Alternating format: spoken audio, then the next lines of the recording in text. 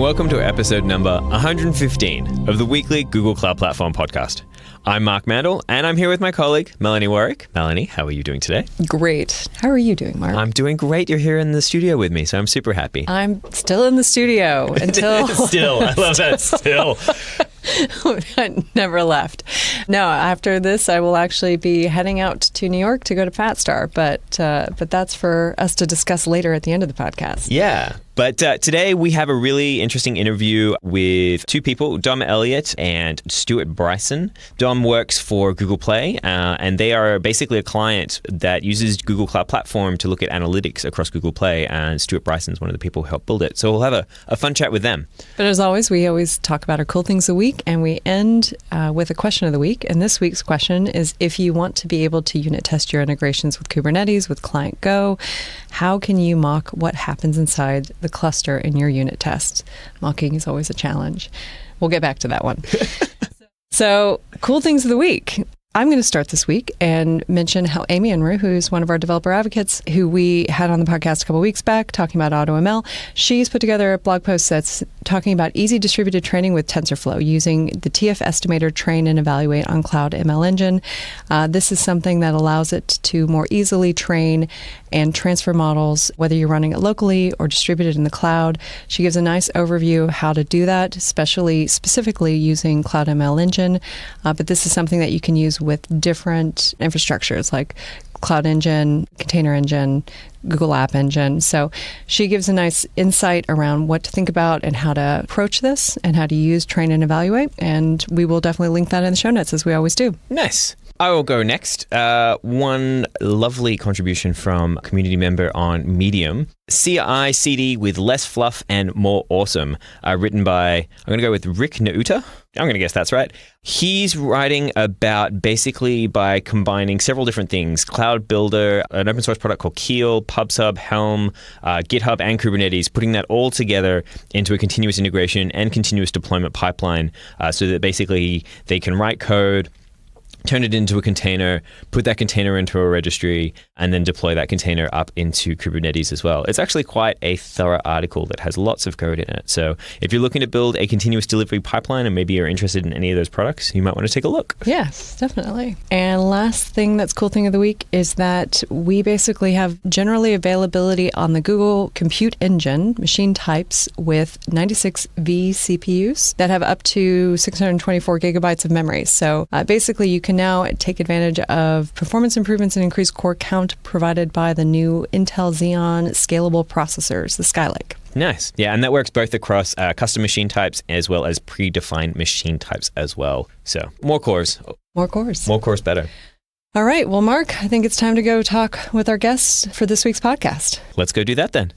Today, I am excited and pleased to have two people here joining us today. Dom Elliott, who is the Global Developer Marketing Communications person for Google Play, as well as Stuart Bryson, who is the owner and co-founder of Red Pill Analytics. They're here today to talk to us about how they've used GCP with Google Play Marketing. How are you both doing today? Dom, how are you doing? Yeah, very good, thanks. Thanks for having me. I'm over in cold London. Excellent. Stuart, how are you doing today? I'm doing fantastic. It's a little cold in Atlanta, but probably not London cold, so I'm happy. Oh, I didn't realize. You're in my old hometown. I lived in Atlanta for a number of years. Oh, excellent. Excellent. Well, before we get stuck into talking about Google Play Marketing and what you do with Google Cloud, why don't you tell us a little bit about yourselves and what you do? Dom, do you want to go first? Sure. So I'm on the Google Play team. My goal is to help Android app and game developers be successful on Google Play. And the way I do that is to lead the comms we do out to developers. So we tell them about all our new product launches on Android and Google Play, help them understand our features, produce case studies, and then use various marketing channels to reach them, like our website, developers.android.com. And we use YouTube, blogs, Medium, social channels, a lot of email marketing. We speak at events, all those kind of things. Awesome. Stuart, you want to go? Sure, yeah. I'm the owner and co-founder of Red Pill Analytics. We're a company that's about 4 years old, employ around 30 people in the US and Brazil and one individual in the UK. We focus on analytics. That's our sort of bread and butter. the beginning of our company, we were firmly an on-prem analytics software company. And about 2 years ago, we made the transition to trying to go after the public cloud and really helping all size organizations really move their either new implementations or their existing analytics workloads into the public cloud. Great. Well, so you both have been working together on this project. Can you tell us a little bit about the project? Yeah, sure. I'll start.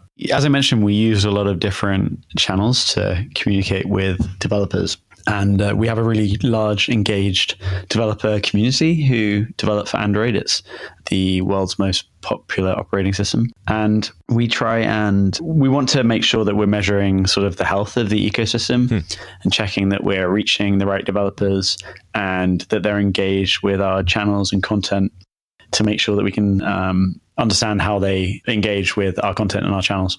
And so in the past, we've done this in a fairly manual way. Every marketing channel we use, like our website or YouTube or our social media accounts, they all have their own products that you can log into to start to pull data to see how many people you're reaching, what they think of your content, and where people are engaged and that kind of thing.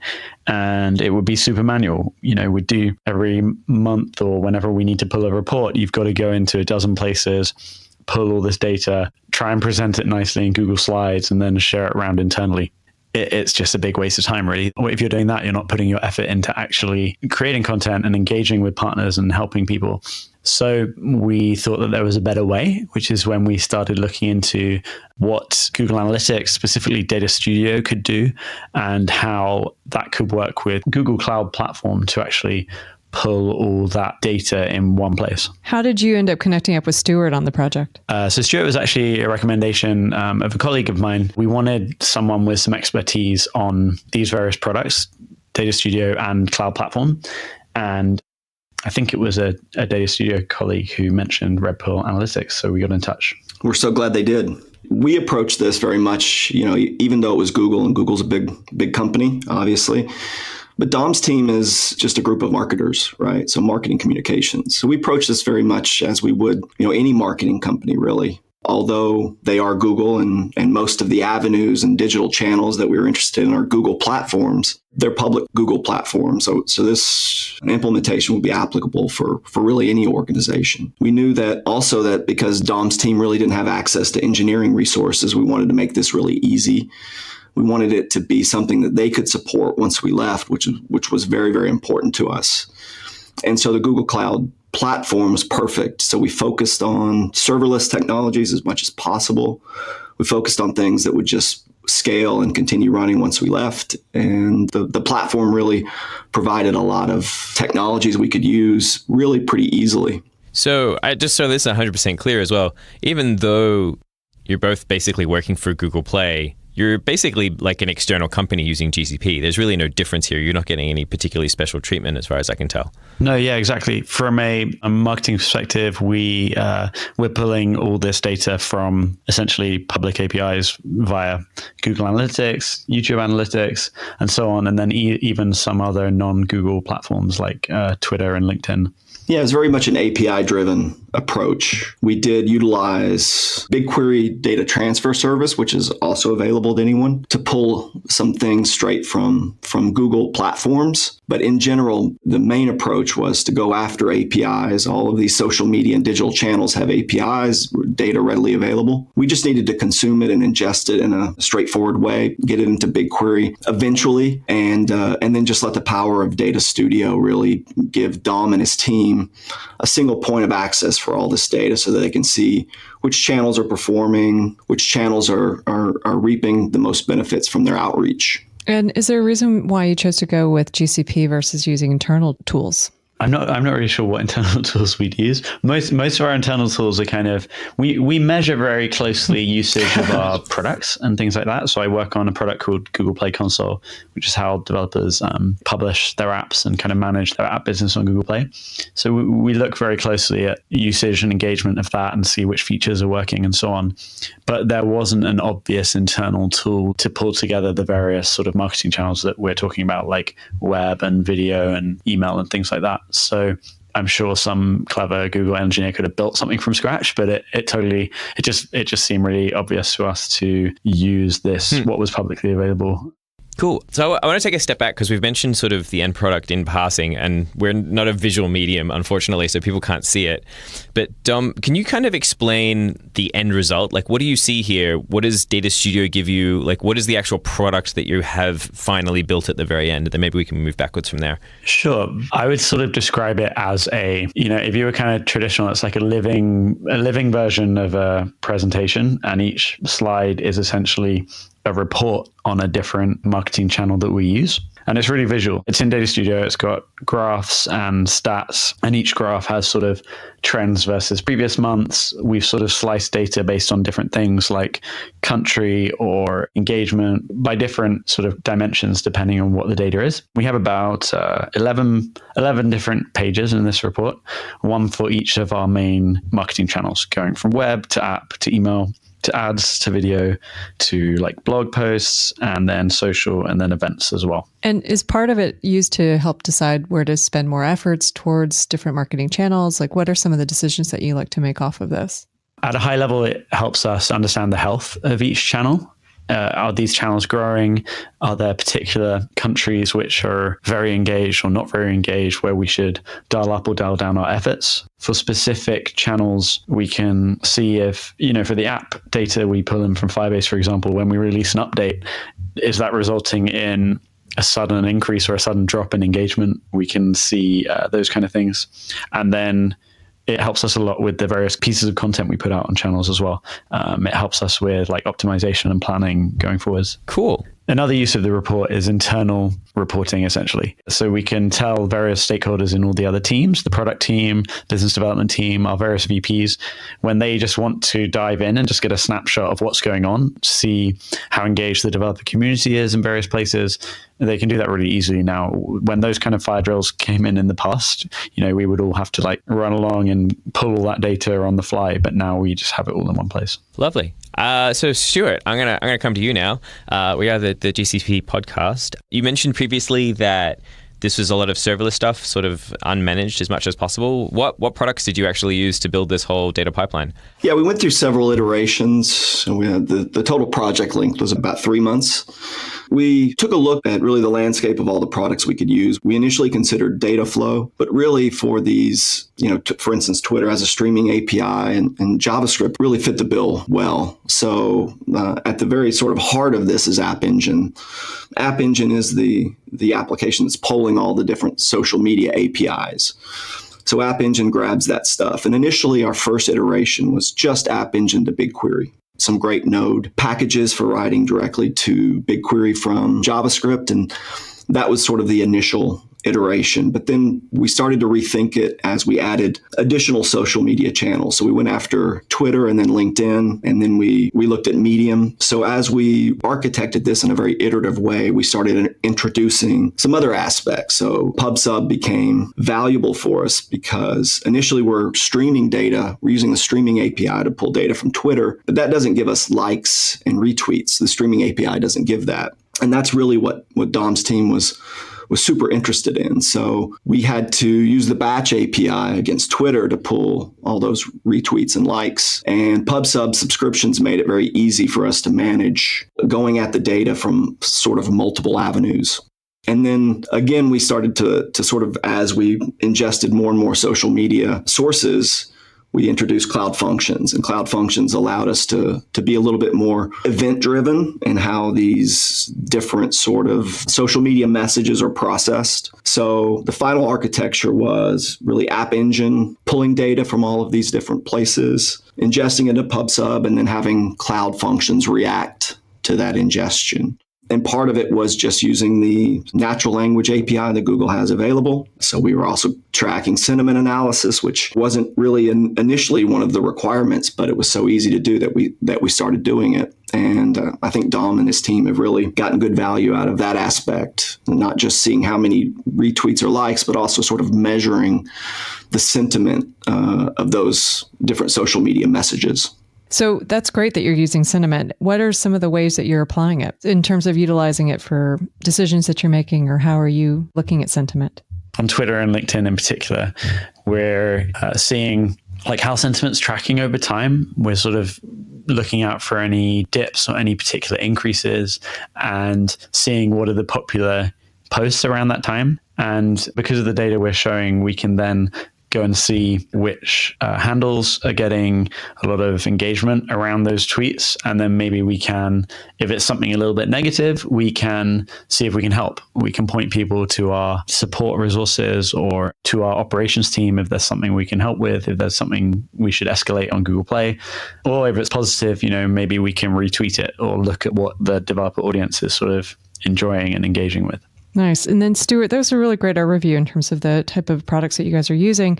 What were some of the challenges you were up against when you were building this out? Well, time was one of the things. So we had to build this in a reasonably quick amount of time. A 3-month project for this many data sources was, I won't say daunting, but an on-prem implementation would have taken much, much longer. I think the idea that we were just able to, there's no provisioning, just get up and get going was an important part. I think also in a project like this, we often focus a lot on the data movement and how the data is ingested and ultimately finds its home in BigQuery. But sometimes Dom had some very specific visualization requirements. He knew what he wanted it to look like. He knew how, he wanted to be able to present this to management and to the rest of his team. So really, Data Studio shines in that way. I mean, it's based on Google Drive, so we could make changes to Data Studio reports and dashboards as Dom was watching, and he could even dip his hand in there a bit and say, "No, I'm thinking more like this," and we could see those changes at the same time. So it's really unusual for an analytics tool to have that kind of interactive capabilities. And I think just the sort of the iterative process of trying out some visualizations, seeing if it sticks, seeing if it's what Dom has in mind for trying to report on this stuff was really valuable.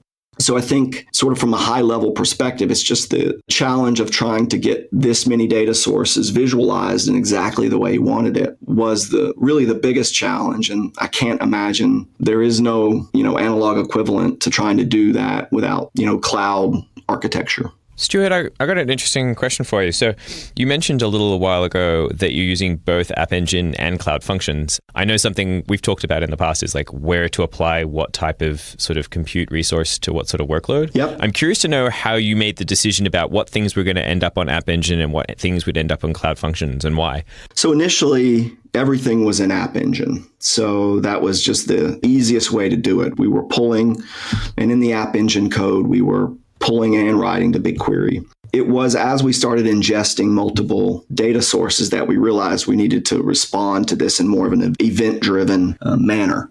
For instance, the Twitter example, the streaming API versus the batch API. It would be difficult to write that sort of two-headed process in App Engine. So one of the easiest decisions was to start ingesting that stuff into PubSub so that, you could have one cloud function that's responding to the events as they're going into PubSub. But then App Engine was able to continue to do the streaming side of it. So it was the sort of the approach to trying to both pull from a streaming API and also periodically process using the batch API, some of those same data sets.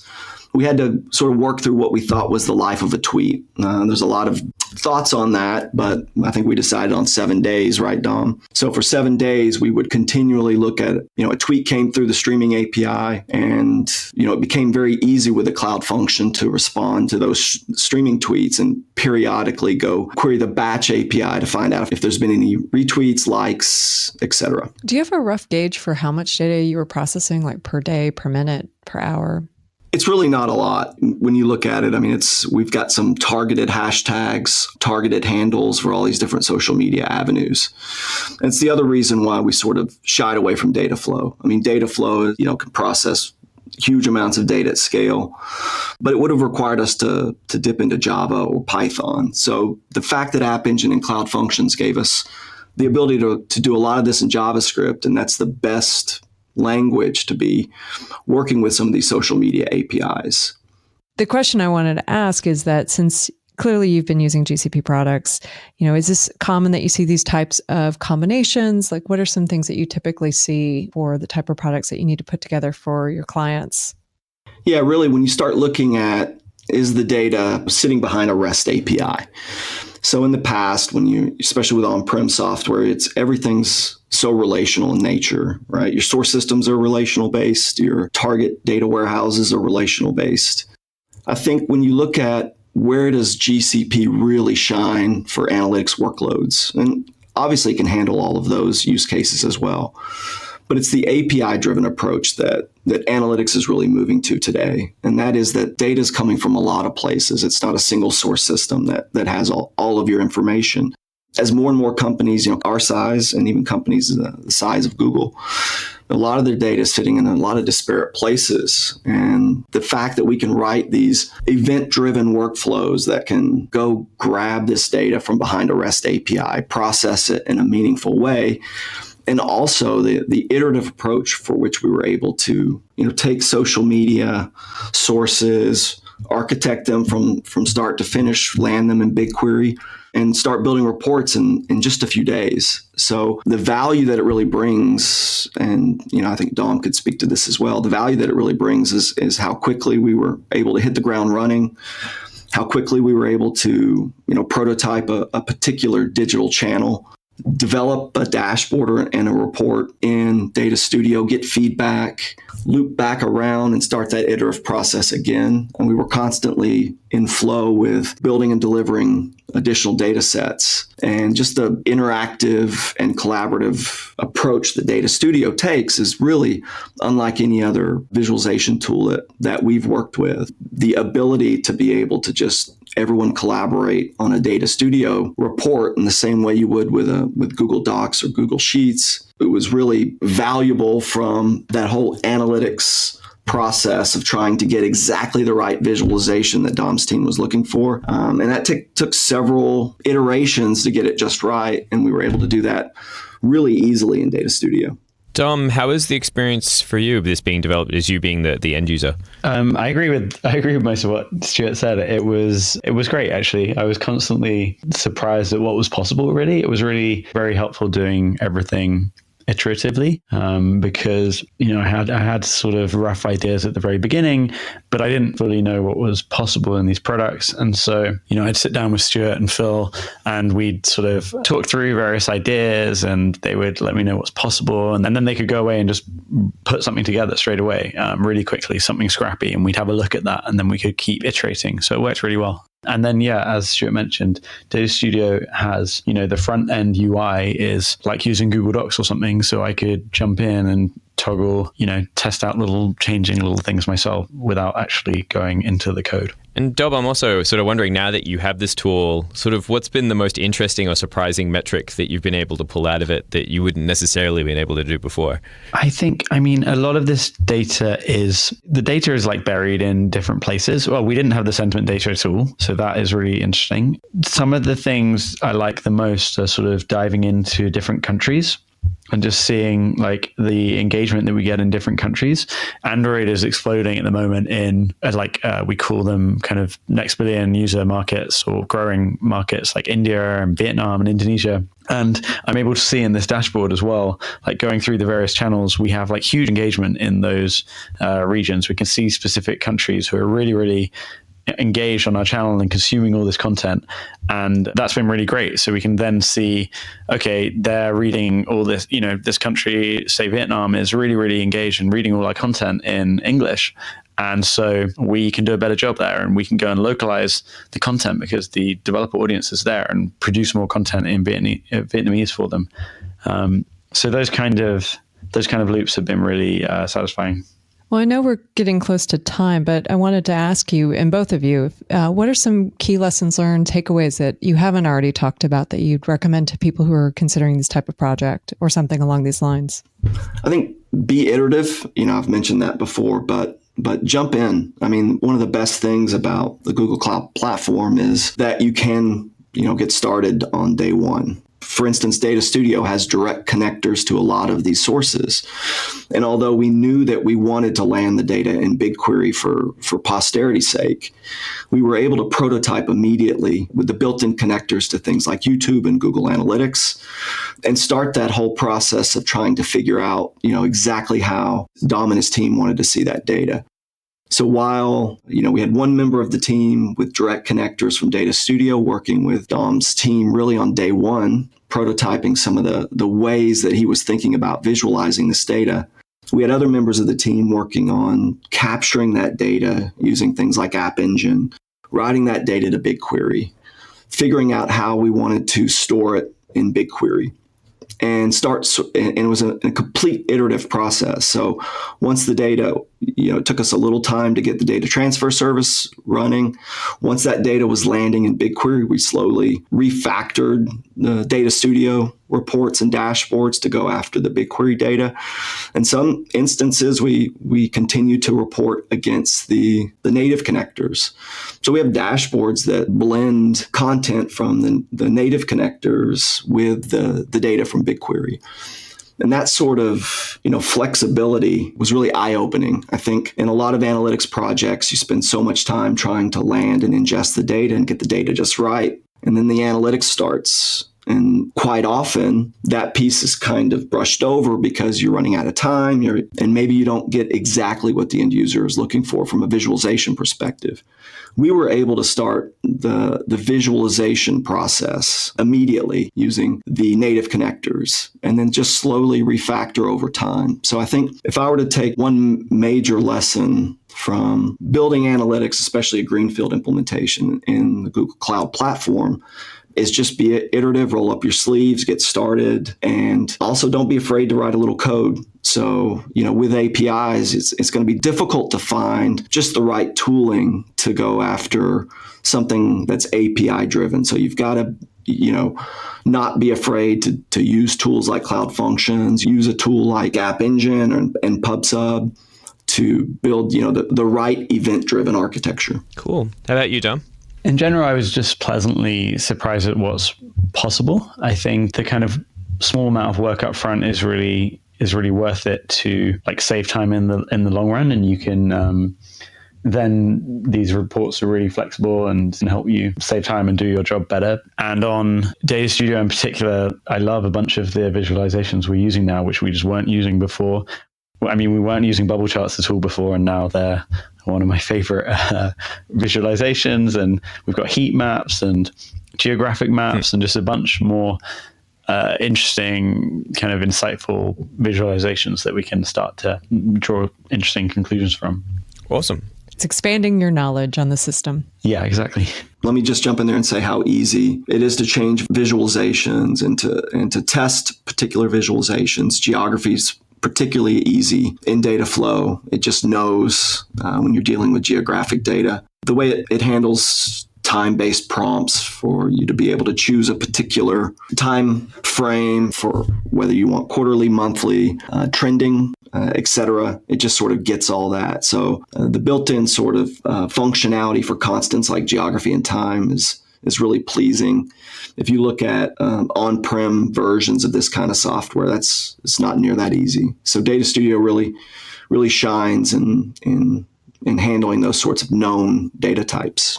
Fantastic. Well, we've definitely run out of time, but such a pleasure talking to both of you. Stuart, Dom, thank you for spending the time with us today to talk about what you've been doing over at Google Play with all your data and Data Studio. Thanks for having us. Yes, thank you. Yeah, thanks very much for having me.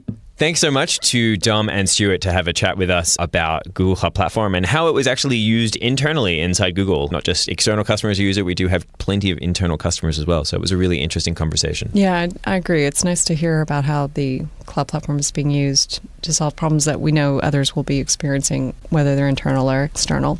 So, questions of the week.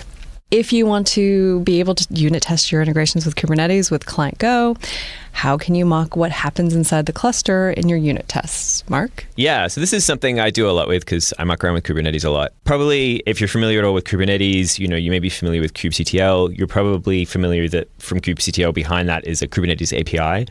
Client Go is the Go client that you can use for basically talking to Kubernetes. So if you want to programmatically create pods or deployments or pretty much anything inside Kubernetes, you can do that through Client Go. What I don't know if is as much known by people is there's a whole fake section to it that enables you to basically mock out how things work. So you create a client set with Client Go, and then when you want to use it in testing, you can create this fake client set.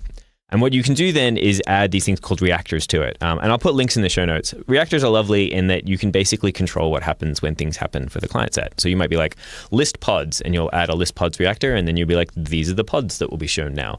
And it'll work just like it would do as if it was connected to a real cluster, but you just have full control over it, and you can basically tell it to do whatever it is you need to do inside your unit tests. That's nice. It's actually really nice. Testing is hard enough, so when you have something that can help with that, that's Yeah, so I'll put links to the documentation in the show notes. I'll also link to some demo code I have in one of my GitHub repositories so you can see it in action as well. Great. Mark, going anywhere special in the next couple weeks? Same answer as always, Game Developer Conference here at Google. The stuff I can talk about is that we have a developer day across Google where we'll have people from Google Cloud Platform, people from Daydream, people from Play, talking about that on the first day of Google Game Developers Conference. But we'll also have talks at the booth on the show floor, as well as meet the expert sessions and like all sorts of good stuff. That's great. And I think you're away right now, I believe. I will be away shortly, and I will be going to Fat Star, New York, as I was talking about earlier in the beginning of this podcast. And then I'll come back, and we'll get back in the studio again and talk about more things, all the things. All the things. Awesome. All right. Well, Melanie, thank you so much for joining me yet another week on the podcast. Thank you, Mark. And thank you all for listening, and we'll see you all next week.